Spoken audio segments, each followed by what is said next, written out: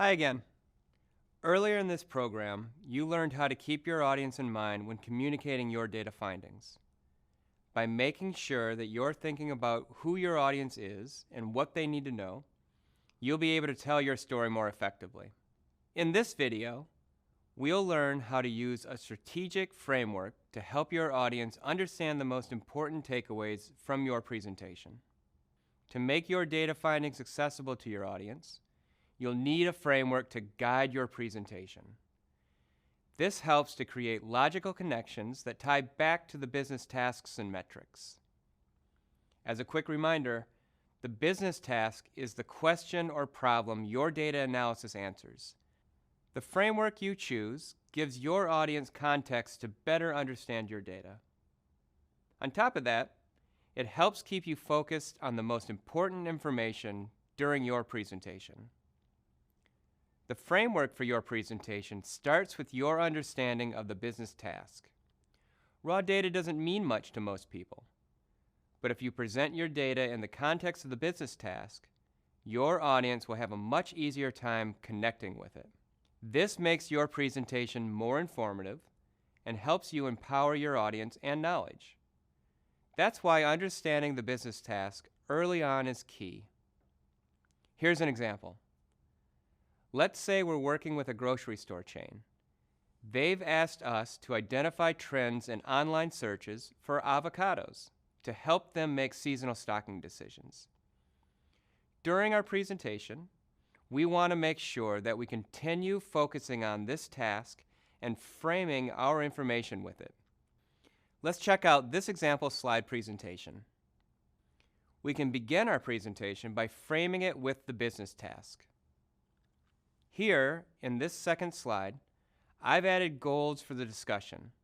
It starts with share an overview of historical online avocado searches. Under that, a more detailed explanation. We'll cover how avocado searches have grown year over year and what that means for your business. Then, we'll examine seasonal trends in online avocado searches using historical data. This is important because understanding seasonal trends can help forecast stocking needs and inform planning.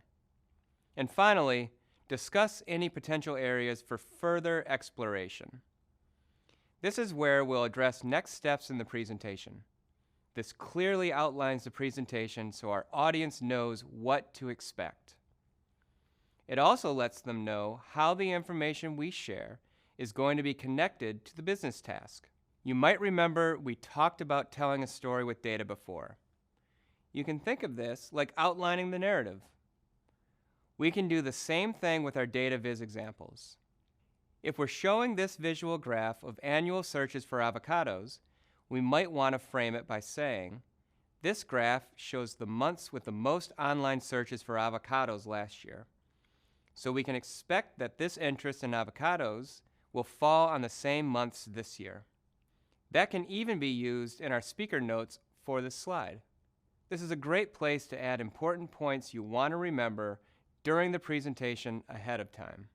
These notes aren't visible to your audience in presentation mode, so they're great reminders you can refer to as you present. Plus, you can even share your presentation with speaker notes ahead of time to make the content more accessible for your audience. Using this data, the grocery store can anticipate demand and make a plan to stock enough avocados to match their customers' interests. That's just one way we can use the business task to frame our data and make it easier to understand. You also want to make sure you're outlining and connecting with your business metrics. By showcasing what business metrics you use, you can help your audience understand the impact your findings will have. Think about the metrics we use for our avocado presentation.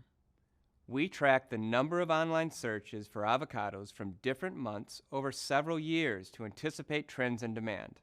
By explaining this in our presentation, it's easy for our audience to understand how we used our data.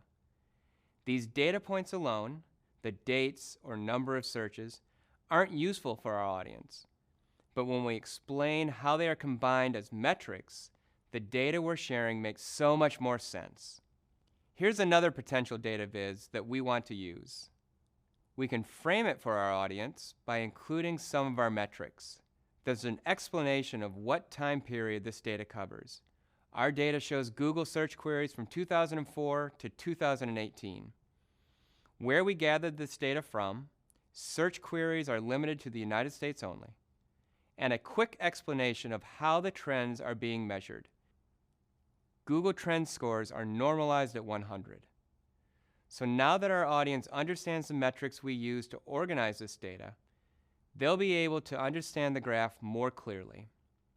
Using a strategic framework to guide your presentation can help your audience understand your findings, which is what the sharing phase of the data analysis process is all about.